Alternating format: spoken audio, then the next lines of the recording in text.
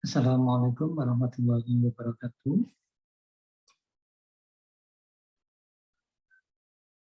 Assalamualaikum warahmatullahi wabarakatuh. Selamat berjumpa kembali dalam pembelajaran kimia organik. Jadi pada pertemuan kali ini kita akan melanjutkan diskusi kita sebelumnya pada gugus fungsi alkohol, fenol, kemudian ada tiol dan eter. Ya.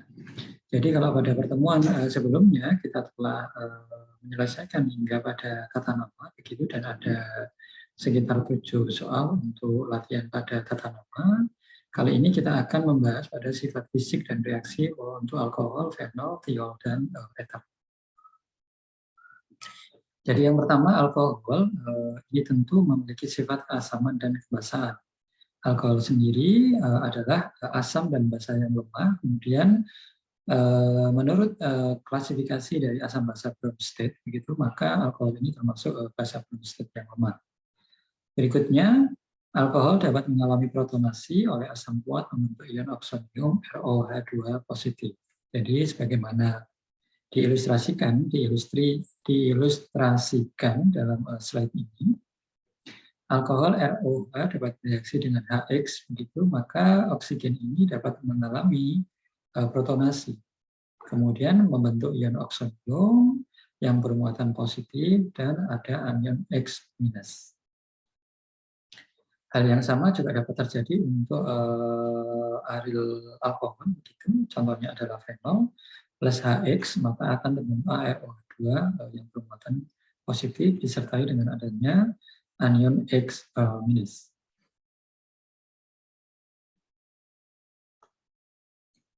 Lebih lanjut,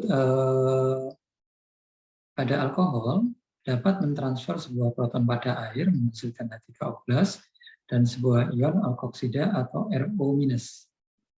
Yang lainnya, hal yang sama juga terjadi pada fenol, gitu. Fenol juga dapat mentransfer sebuah proton pada air, begitu, kemudian menjadi atau berubah menjadi ion fenoksida atau ARO-.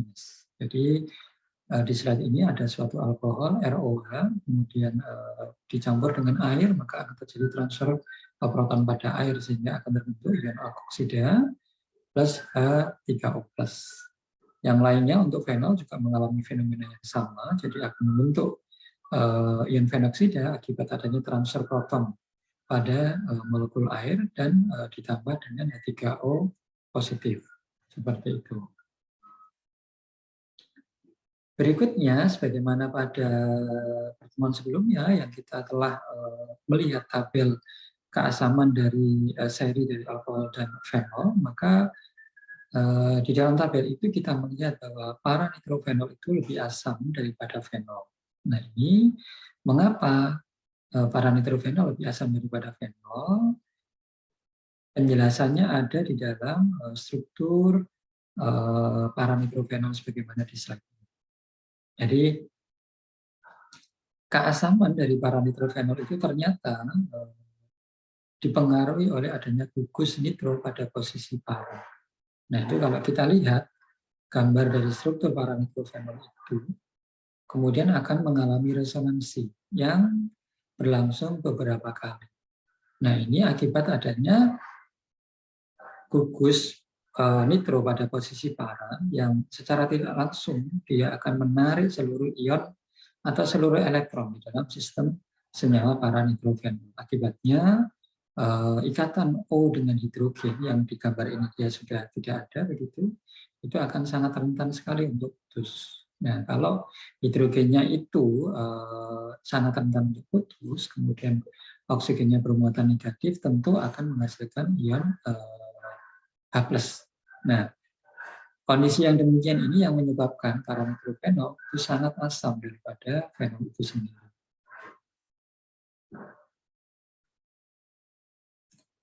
Kita lihat berikutnya pada reaksi-reaksi penting yang terjadi pada alkohol. Yang pertama, biasanya ini juga sangat penting, adalah reaksi dengan logam alkali akan membentuk alkoksida, suatu basa kuat. Nah, ini umumnya digunakan dalam beberapa industri sederhana, begitu, yang menggunakan logam alkali untuk kemudian digunakan untuk tujuan komersil seperti itu. Kemudian yang kedua ada reaksi substitusi. Jadi alkohol kalau ditambah dengan suatu asam misalnya HCl maka akan membentuk alkil halida ditambah dengan H2O. Berikutnya yang tidak kalah penting adalah reaksi dehidrasi pembentukan alkena dari suatu alkohol. Nah ini ketiga reaksi ini adalah reaksi-reaksi penting yang terjadi pada alkohol. Berikutnya, sebagaimana pada pertemuan sebelumnya, kita juga telah melihat bahwa alkohol primer itu dapat dioksidasi menjadi suatu aldehid. Kemudian alkohol sekunder akan mengalami oksidasi menjadi sebuah keton, namun tidak demikian dengan alkohol tersier yang tidak dapat dioksidasi lebih lanjut. Yang sangat populer dari reaksi-reaksi dalam alkohol adalah reaksi esterifikasi. Reaksi pembentukan ester dari reaksi antara alkohol dengan suatu asam. Asam di sini adalah biasanya berupa asam karboksilat. Nah ini biasanya akan sangat menarik untuk dikaji lebih lanjut terkait dengan reaksi esterifikasi. Berikutnya, ini adalah tabel beberapa reaksi penting yang melibatkan alkohol. Jadi ada ROH, kemudian berbagai macam tipe reaksinya, akan menghasilkan produk-produk yang bersesuaian. Jadi tadi telah kita lihat ada reaksi dehidrasi pembentukan alkena dari alkohol, kemudian ada reaksi oksidasi, menghasilkan keton aldehid atau asam karboksilat bahkan dari suatu alkohol, tergantung alkoholnya apakah alkohol primer atau alkohol sekunder. Yang berikutnya kita juga dapat menghasilkan halida, ya, alkil halida begitu dari reaksi substitusi alkohol dengan suatu asam. Kemudian untuk reaksi reduksi pada alkohol dapat menghasilkan suatu alkanan. Yang selanjutnya esterifikasi, ya, sebagaimana yang terakhir kita lihat itu reaksi esterifikasi yang melibatkan alkohol dapat menghasilkan ester. Yang lebih lanjut kalau kita lihat di situ ada reaksi yang namanya tosilasi, ya. Tosilasi ini umumnya penting digunakan untuk memberikan atau menjadi perantara karena tosil itu adalah suatu gugus bergi yang sangat baik. Berikutnya, alkohol juga dapat mengalami transformasi menghasilkan suatu eter dengan dua kali reaksi. Yang pertama membentuk alkoksida, yang kedua dengan reaksi menggunakan R aksen X. Kita lihat reaksi alkohol berikutnya di sini, reaksi dengan hidrogen halida untuk pembentukan alkil halida. Ya. Jadi ini alkohol dapat bereaksi dengan hidrogen halida menghasilkan suatu alkil halida yang termasuk dalam kategori reaksi substitusi. Jadi sebagaimana yang telah kita ketahui bersama di dalam kimia organik, ada 4 reaksi, kelompok 4 reaksi penting yang terjadi dalam senyawa-senyawa organik. Salah satu di antaranya adalah reaksi substitusi. Nah, dalam alkohol, reaksi alkohol menggunakan hidrogen halida ini menghasilkan alkil halida dan biasanya ini seringkali pembahasannya mengarah pada yang namanya uji Lucas.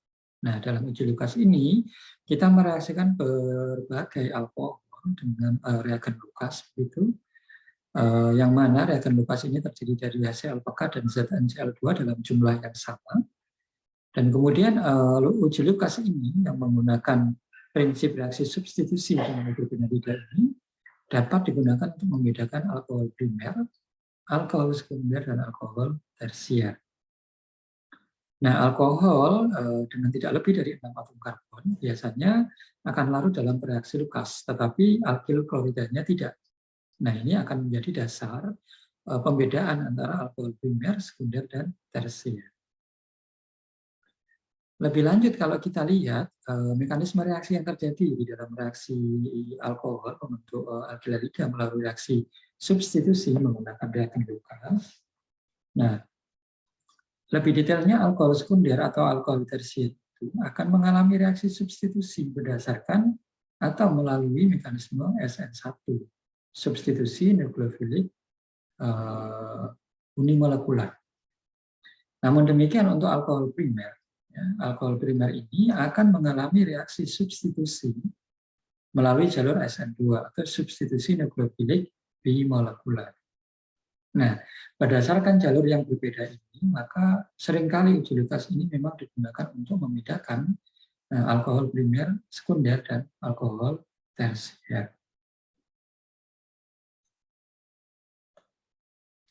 Selanjutnya, sebagaimana pada slide-slide sebelumnya, reaksi oksidasi ya untuk alkohol ini dapat dilakukan menggunakan berbagai agen pengoksidasi sebagaimana yang ada di slide ini. Kita lihat contohnya ada kalium kromat begitu, kemudian ada kalium permanganat, ada kromat dalam piridin, ada juga kromat di dalam aseton. Nah, pada slide sebelumnya kita sudah mengetahui bahwa alkohol primer itu dapat teroksidasi lebih lanjut menghasilkan suatu aldehida. Dan aldehida ini dapat teroksidasi lebih lanjut menghasilkan suatu asam karboksilat. Nah, perlu diketahui bahwa oksidasi alkohol primer ini cukup sulit untuk dihentikan hanya sampai pada aldehida. Jadi secara umum alkohol primer ini akan langsung menuju pada produk terakhir berupa asam karboksilat. Namun demikian, kalau kita menggunakan piridinium klorokromat atau PCC, maka kita dapat mengisolasi aldehid hasil oksidasi dari alkohol primer. Untuk alkohol sekunder biasanya menggunakan natrium bikromat dalam asam sulfat sehingga dapat menghasilkan suatu keton seperti itu. Untuk reaksi oksidasi dan reduksi yang kita bahas di dalam alkohol ini tentu bersandar pada definisi dari oksidasi dan reduksi pada umumnya. Ya. Jadi untuk oksidasi itu adalah ditandai dengan bertambahnya jumlah oksigen atau spesies oksigen begitu, dan juga berkurangnya jumlah hidrogen. Namun sebaliknya untuk reduksi itu adalah bertambahnya jumlah hidrogen dan berkurangnya jumlah oksigen atau spesies oksigen. Berikut adalah mekanisme reaksi oksidasi yang melibatkan alkohol menggunakan kromat Cr2O3. Nah, ini secara sederhana Cr-nya ini hanya digambarkan dalam bentuk satu molekul Cr2O3 gitu. Kita lihat di sini alkohol hidroksilnya oksigen dari alkohol ini dapat menyerang atom krom seperti itu ya, dalam CrO3 begitu, kemudian dia akan membentuk suatu intermediate kromat yang kemudian diolah lebih lanjut menggunakan suatu basa, maka akan menghasilkan suatu produk karbonil. Kemudian untuk fenol sendiri yang umum dikenali ini adalah reaksi brominasi fenol. Ya. Jadi ini melibatkan pembentukan elektrofil pada tahap pertamanya menggunakan katalis AlBr3, suatu asam Lewis begitu, maka akan menghasilkan spesies Br yang bermuatan positif dan ada AlBr4 yang bermuatan negatif. Kemudian ada fenol, jadi akan ada serangan elektrofilik pada benzen begitu dari senyawa fenol, sehingga dia akan menghasilkan suatu intermediat di mana cincin benzen itu akan bermuatan positif. Nah, kemudian ada aromatisasi kembali atau yang kita kenal sebagai tahap rearomatisasi yang berbantuan oleh AlBr4 negatif sehingga akan menghasilkan suatu bromobenzen dan katalis asam Lewis kembali yakni AlBr3. Nah, ini adalah rangkaian dari reaksi brominasi fenol yang umum juga terjadi pada alkohol yang gugus hidroksilnya itu langsung terikat pada cincin benzen. Kemudian sebagaimana yang tadi saya sampaikan di depan, bahwa salah satu reaksi yang cukup penting juga untuk dikaji dalam gugus fungsi alkohol adalah dehidrasi alkohol menghasilkan suatu alkena. Nah, ini terjadi akibat gitu adanya dehidrasi alkohol langsung pada suatu asam. Biasanya dehidrasi ini sangat populer pada alkohol tersier. Nah, untuk alkohol sekunder membutuhkan kondisi tertentu berupa 75% asam sulfat dan suhunya 100 derajat Celcius. Kemudian yang ekstrim adalah untuk alkohol primer, di mana dehidrasi dari alkohol primer ini membutuhkan kondisi yang sangat keras. Ya. Jadi untuk dehidrasi alkohol primer ini seringkali tidak praktis untuk digunakan.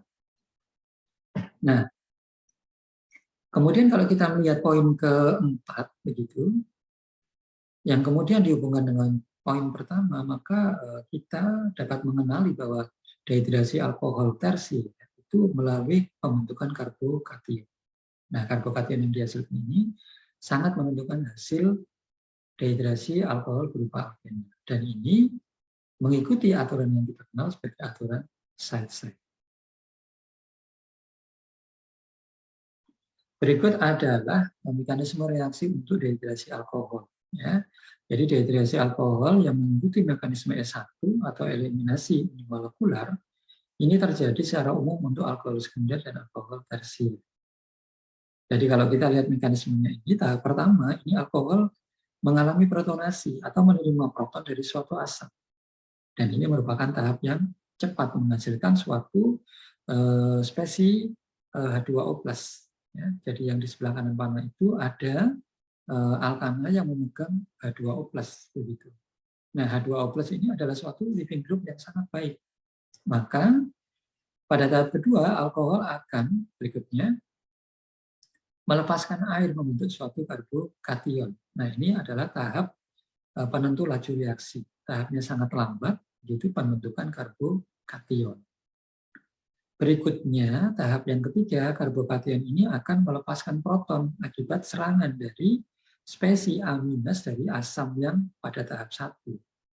Nah, dari sini kemudian akan dihasilkan secara cepat suatu alkena dari dehidrasi alkohol. Ditambah dengan pembentukan kembali asamnya, HN. Nah, dari sini dapat kita lihat bahwa memang reaksi ini adalah reaksi dehidrasi ditandai dengan pembentukan ikatan rangkap 2 di hasil reaksinya. Yang semula senyawa awalnya itu berupa alkohol.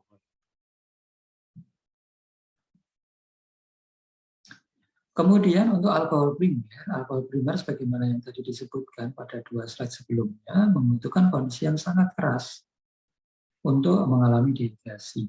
Dan alkohol primer ini seringkali mengikuti mekanisme eliminasi bimolekular atau E2. Nah, ini reaksinya kalau bimolekular itu biasanya terjadi secara serempak begitu. Yang pertama pasti ditandai dengan protonasi dari alkohol yang membentuk spesi yang memegang H2O+ sebagai calon living group yang sangat baik. Kemudian karena dia melalui mekanisme eliminasi bimolekular, maka basa menyerang hidrogen beta dari suatu spesi alkohol yang memegang H2O+ itu. Nah, reaksi bimolekular sebagaimana tadi saya sampaikan terjadi secara serempak. Maka ketika basa menyerang hidrogen beta, pada saat itu pula ikatan rangkapnya akan terbentuk dan gugus hidroksilnya terprotonasi itu. Gugus hidroksil yang terprotonasi itu akan lepas. Oleh karena itu biasanya reaksi-reaksi bimolekular ini sebagaimana tadi saya sampaikan, reaksinya itu terjadi secara serempak atau concerted reaction. Jadi tidak melalui pembentukan karbokation sebagaimana reaksi-reaksi unimolekular seperti tadi untuk alkohol sekunder dan alkohol tersier pada reaksi dehidrasi.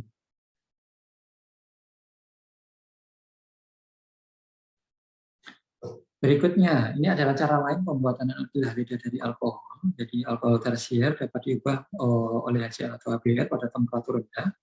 Kemudian alkohol primer dan sekunder ini diketahui tahan terhadap asam, maka dapat digunakan SOCl2 atau PBr3 melalui mekanisme substitusi nukleofilik bimolekuler yang biasanya dilakukan dalam pelarut ether. Jadi slide ini menjelaskan bahwa ada cara lain pembuatan alkilhalida dari suatu alkohol. Entah itu menggunakan HCl atau HBr untuk alkohol tersier, atau menggunakan SOCl2, PBr3 untuk alkohol primer dan alkohol sekunder.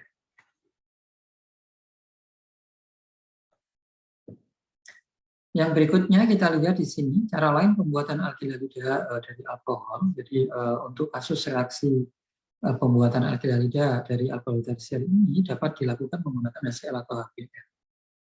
Nah, mekanisme detailnya dapat dilihat pada gambar yang berada di sebelah kanan begitu. Yang pertama pasti diawali dengan protonasi dari oksigen alkohol. oleh asam dan akan menghasilkan suatu ion oksonium yang kemudian akan mengalami reaksi SN1 atau reaksi substitusi nukleofilik unimolekular. Yang ini ditandai dengan adanya pembentukan karbokation.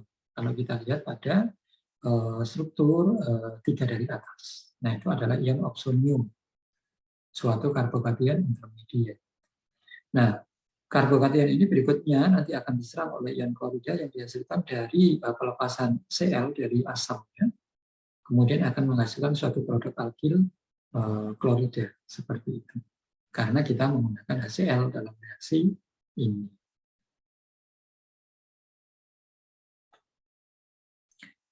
Berikutnya kita lihat secara sekilas untuk tiol. Tiol ini adalah alkohol berbelerang, jadi dia mengandung sulfur. Kalau alkohol tadi mengandung oksigen, maka ini mengandung sulfur. Ditandai dengan adanya gugus SH, kemudian ditandai namanya itu menggunakan akhiran tiol. Ya. Kemudian kalau kita lihat pada poin-poin berikutnya itu, umumnya tiol ini mempunyai bau yang kuat dan tidak enak. Ya. Jadi kalau dekat dengan sumur-sumur pengeboran minyak mentah, kalau baunya tidak enak itu kemungkinan besar ini mengandung tiol. Ya, jadi ini adalah marker tambahan pada suatu gas alam. Kemudian sifat yang lainnya dari senyawa-senyawa tiol ini umumnya mempunyai titik-titik yang lebih rendah daripada alkohol. Untuk oksidasinya, tiol ini dapat dioksidasi menjadi disulfida, kemudian oksidasi lebih lanjut itu dapat menghasilkan suatu asam sulfonat.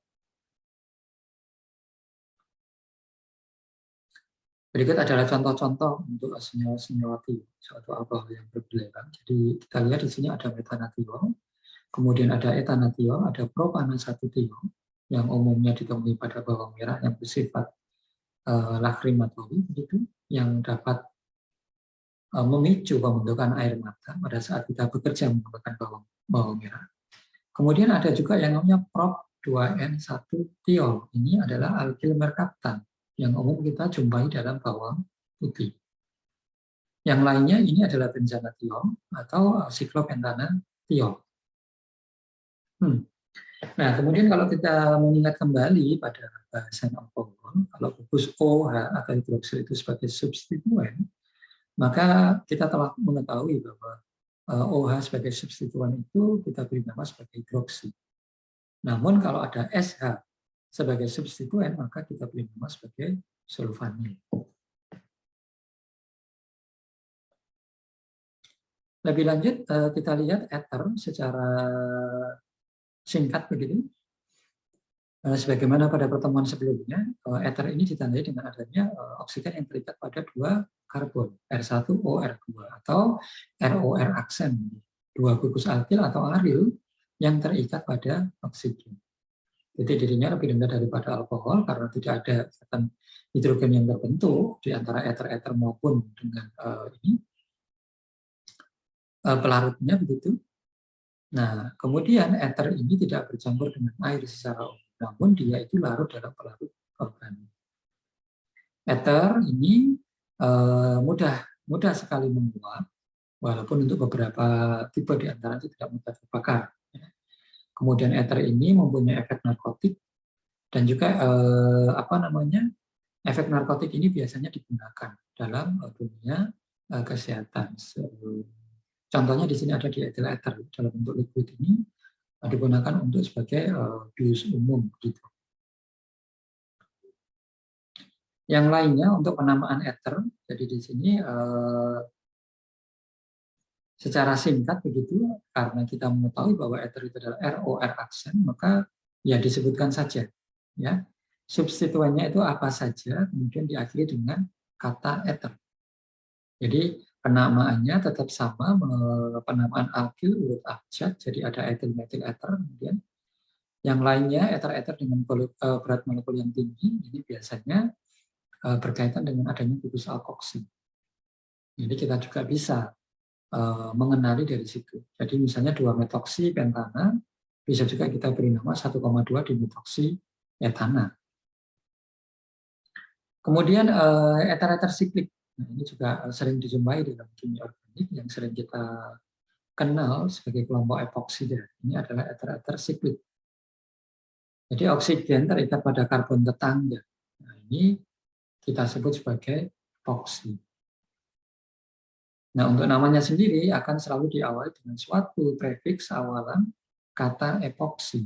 Misalnya 2,3 epoksi butan, yang mengindikasikan bahwa oksigen itu terikat pada karbon nomor 2 dan karbon nomor 3 siklik. Gitu.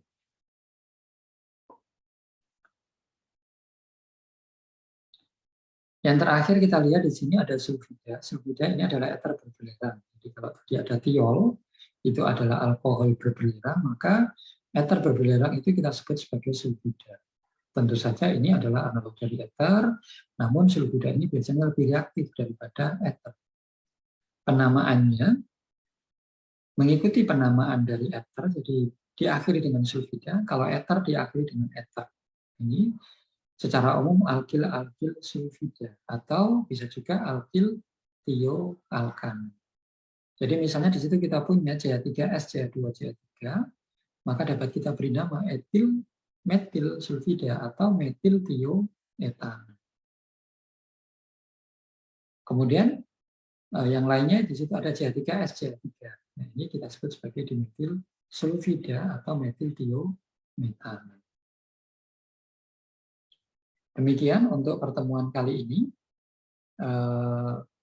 Saya pikir cukup sampai di sini. Apabila ada hal-hal yang didiskusikan, maka kita dapat mendiskusikannya pada pertemuan berikutnya. Demikian dari saya untuk topik kita kali ini. Saya akhiri. Wassalamualaikum warahmatullahi wabarakatuh.